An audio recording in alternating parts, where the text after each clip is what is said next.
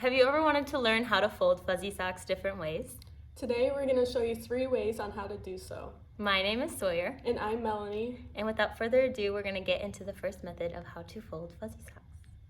The first method of how to fold fuzzy socks is one that you may have seen before.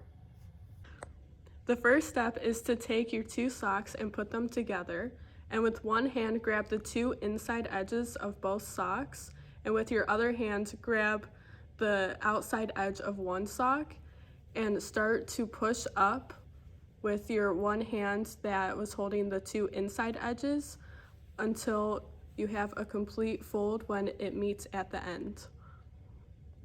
A pro of the first method is that the socks will stay together no matter if you're packing or just storing them at home. Now we're going to move into the next method of how to fold your socks.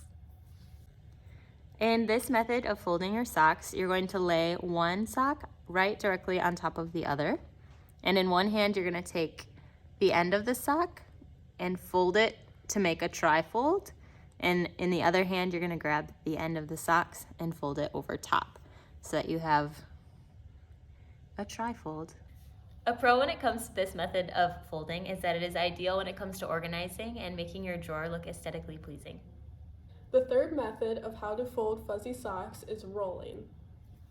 The first step is to put your 2 socks on top of each other so they line up, and to start with one end of the sock and start to roll it all the way until it's at the end of the sock. The pro of rolling your fuzzy socks is that it is a great space saver when you're packing. After going through the 3 methods of how to fold fuzzy socks, we hope that at least one of them helps you to organize your sock drawer. Be sure to like, comment, and subscribe to this channel for more content like this. We hope to see you back on our channel soon.